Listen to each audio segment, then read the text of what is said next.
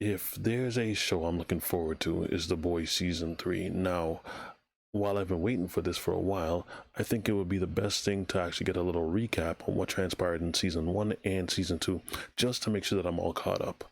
So let's take a look at this.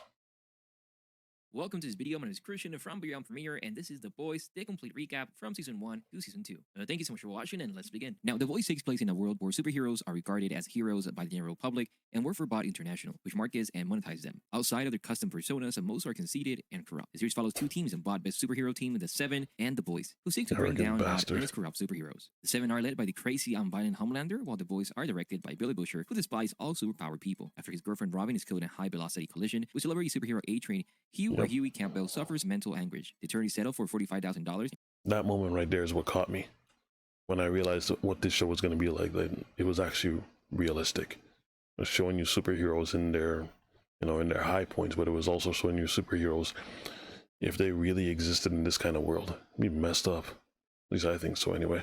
Huey declines the offer, and in January tries out for Starlight, the Lamplighter's replacement, and is accepted into the superhero group, the Seven. She's greeted by the Deep who blackmail her as he arrives at the Seven headquarters, and vigilante Billy Butcher invites Huey to join the Boys and show him video footage Kind of a casting couch situation. After which he offers him a chance to reveal superhero corruption. Butcher asks Huey to take the settlement money and conceal a bug at Seven Tower, but Huey refused initially. In Central Park, Annie and Huey meet by chance and encourage one another to face their problems. Huey plants the bug, but Translucent finds out about it and has a confrontation with him. Butcher comes in and to assist Huey in subduing Translucent, and Homelander destroys Baltimore's mayor's plane while he's in flight in response to the mayor blackmailing Bot. What happened next is that Translucent is taken to his former partner Frenchie, who creates a meta bullet to pierce the hero's diamond heart skin, but he fails to kill him. Butcher seeks out CI department head Susan Raynor for Mallory files, but she refuses. Madam Stillwell, vice president of Bot DP, tells Homelander about evidence that she has discovered incriminating him for the plane accident. During the meeting, the Deep and Homelander meet at the Seven Tower, and Homelander asks the Deep why he fled to Stillwell, revealing what he had seen during the mayor's flight. Homelander utilized this opportunity as a pseudo threat to warn the Deep that the conversation should never happen. Honestly thought he was going to kill him in that moment.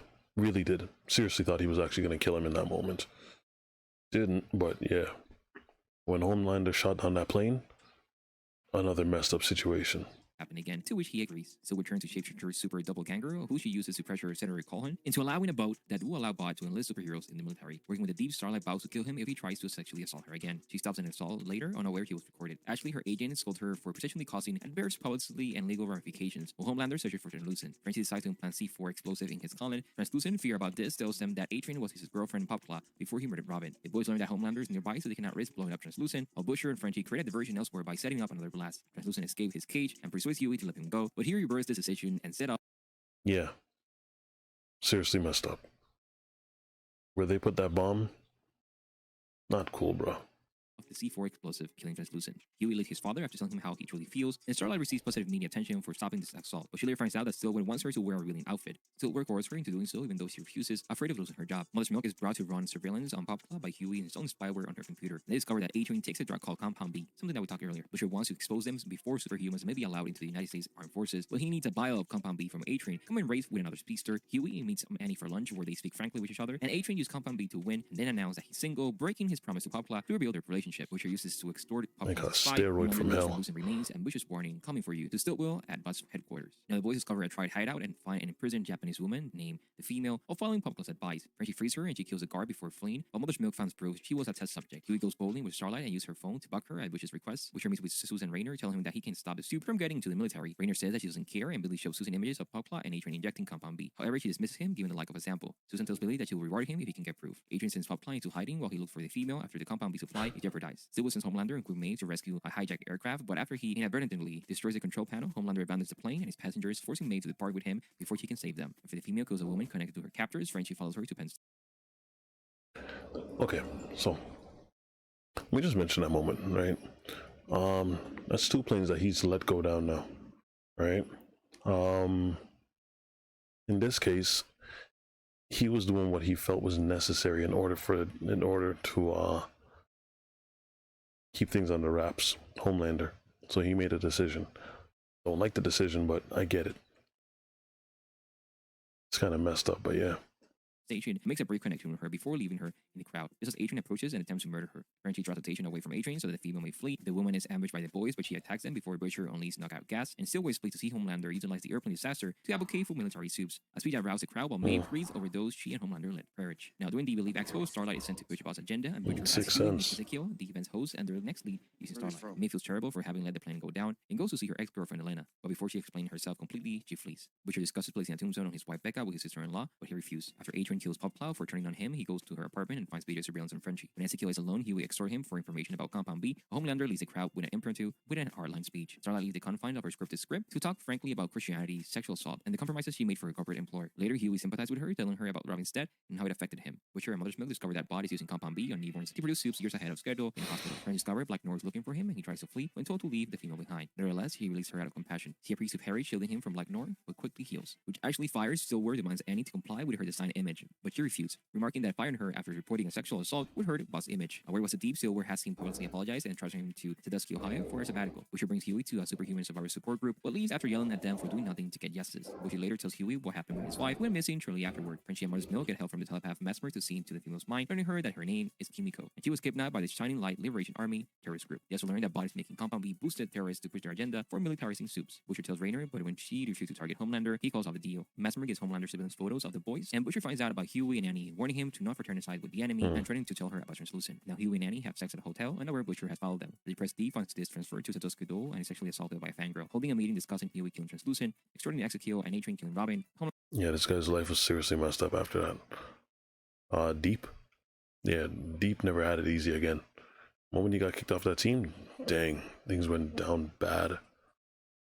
Homelander accused Starlight of co-conspiracy, but Maeve defends her. When Adrian calls Huey, claiming he's holding his dad hostage, the boys deduce Mesmer betrayed them, for which Butcher later murders him. Huey obtained Compound B to distract Adrian and allow Kimiko to cripple him. Homelander asks Bot scientist Dr. Yona Bolgenbaum about Becca, who informed him he was pregnant with his child, but claims both died and Bot covered it up. Questioning their relation timing, Bolgenbaum expressed regret at raising him in a lab, calling Homelander his greatest failure. Butcher asks Raynor to protect Huey and Mother's Milk's family in exchange for evidence. As Raynor charges Stillwell and Bot, she learns of the superhuman group called Nakib. Annie confronts Huey with claimed Bot use of Compound B before Butcher arrives to exfil and choose her. At the end of the first season, the Pentagon classified Compound B as a controlled substance, and the boys as fugitive, while Annie confronts her mother. Angry at being racially profiled while out of the costume, and injured Adrian relapses with Compound B, which attracts Huey to Colonel Grace Mallory, who refuses participation, but informs them about Homelander's connection to Stillwell, and warns Huey about Butcher's desire for vengeance. The Deep learns Stillwell has denied his return to the Seven, and suffers an emotional breakdown. Huey leaves to ask for Annie's help, where she refused out of distrust. After seeing her old self reflected in her, Maeve opened up to Starlight, asking her to be herself. Homelander confesses to Stillwell that he secretly made the super tourist, and they have sex. At the black side, Huey helps Frenchie and Mother's Milk free Kimiko before Starlight rescues them. Adrian arrives and brutally fights Starlight until he suffers a heart attack. Huey applies CPR, but Starlight takes over so he can escape. Butcher takes Stillwell hostage and fits her with explosions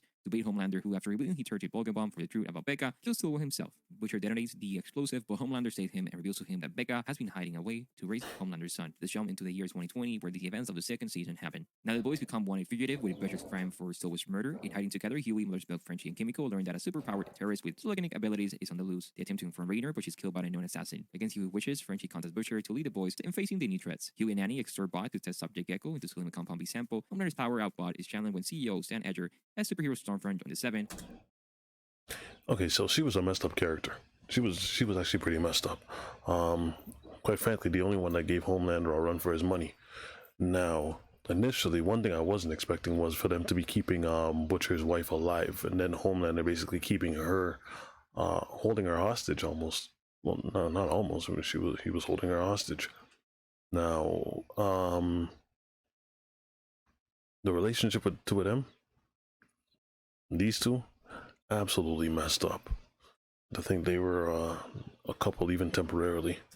His approval. When Homelander fails to I don't even know intimidate how you Hector, would he control returns to that. House to see Ryan. Is where the Deep joins Alistair at Dennis Church of the Collective in an attempt to regain favor with the Seven. Now Butcher arranged a deal with Mallory to capture the superpowered terrorist in exchange for Mallory finding Becca's location. The boys later learn that the terrorist is Kimiko's younger brother Kendi, whom they managed to subdue. Adrian's trying to expose Annie's involvement with the boys, but Annie countered with the knowledge that he murdered Popcloud. Homelander forces himself into the secluded facility Becca and Ryan are living, so he can become a father figure to his son and teach him about his powers. Drugged by the Church of the Collective, the Deep hallucinate his skills and encourage him to value himself, and Maeve tells Elena she fears Homelander will kill her if he finds out about the relationship. Homelander pushed Ryan to using his his powers, which culminates in Ryan attacking Homelander to protect Becca. Using the sample she acquired from Gecko, and he secretly leaks the Compound B, responsible for giving superheroes their powers. Edgar responds by sending the Seven after Kenji when he's spotted by the police. The boys attempt to bring Kenji to a CIA safe house, but the Seven's arrival results in Kenji escaping. Disappointing Homelander's orders, Stormfront kills Kenji, slaughtering several minority civilians in her pursuit, and frames Kenji for their death. Edgar uses destruction to argue that superheroes are necessary to prevent such incidents, while casting Compound B as a work of scientists led by Stillwell. Now, yeah, I think they need Syndrome in this situation. If everybody's super, then nobody is. Kind of control some of this. Lori provides Butcher with information on a superhero called Liberty and Becca's location. Butcher infiltrates the facility, but Becca refuses to leave because he does not accept Ryan. Now, Black Noir discovers Butcher's infiltration, threatened by Homelander, and he joins Huey and Mother's Milk investigating Liberty. She discovered that Liberty is Stormfront, who committed racist murder in the 70s. Homelander, growing more unstable from Stormfront, usurping his popularity, he removes the especially wicked A-Train from the Seven and now has made a relationship with Elena. Frenchie reveals his efforts to protect Chemical are motivated by guilt or... Okay, the girl, I really don't remember her name. Homelander's little girlfriend, right? The other superhero. She said something that actually, I think it's true in real life actually, right? Where she said that he has fans, Homelander, he has fans, right? Because he's looking at the amount of people that love him. And while he has fans, she mentions that she has soldiers. And the contrast between the two is kind of frightening because he has people that just love him. She has people that are willing to fight for her. She has people that are willing to fight for her and die for her if need be. Frightening contrast.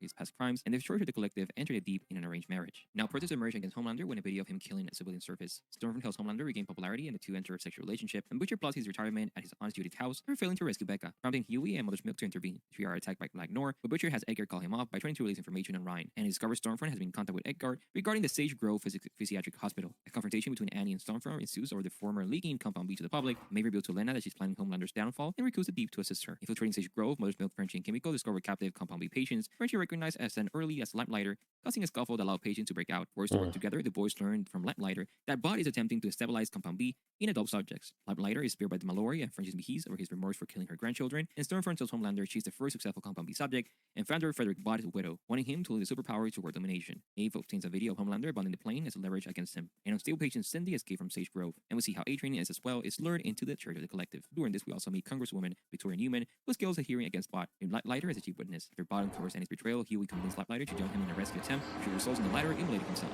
And he escaped with the help of Maeve, who produced Black Noir, despite the loss of Lamplighter, which is Storm's arm for Boggenbaum and to testify against Bot. However, the hearing is attacked by the assassin who killed Raynor, resulting in the death of Boggenbaum and others. Meanwhile, Homelander Stormfront manipulate Ryan into leaving Becca, and A-Train grows suspicions of the Church of the Collective. Maeve and Elena break up over the former falling to save the airliner. At the end of the first season, learning from Becca about Ryan's capture, Butcher makes a deal with Edgar to help Bot reclaim him at Homelander's cabin. However, Butcher reneges the deal and attempts to save Becca and Ryan from Stormfront. When Stormfront attacks his mother, Ryan clips her with his eye lasers, but accidentally kills Becca. Butcher forgets Ryan after the boys takes his side over Homelander, while Maeve uses the plane footage to force Homelander into letting them go. With Stormfront as his past leak, Edgar held his plan to sell Compound B, as the boys are clear for all charges, and Annie is reinstated into the Seven. Athena also has A-Train rejoined, but not the Deep, before the assassin kills Athena. Ryan is taken by the CIA, and Huey gets a job with Newman, unaware that he's the assassin. And that is a complete timeline so far in the first and second season of The Boys. What do you Okay. Yeah, honestly, no, I'm excited about this. I'm very excited about this. Season 3 is about to be released, and I can't wait to watch it. It's possibly one of the... It's one of my most anticipated shows for this entire year. You know, I'm waiting for Lord of the Rings and other Amazon releases, especially shows like Invincible. But this, right up there with the rest of them, right? So I cannot wait for this to come out. Episode 1, I promise you, is going to hit hard. So I'm excited to say the least. Let me know what you guys think, though. If you're psyched to watch this as well, or if you can't be bothered. I highly doubt that, though.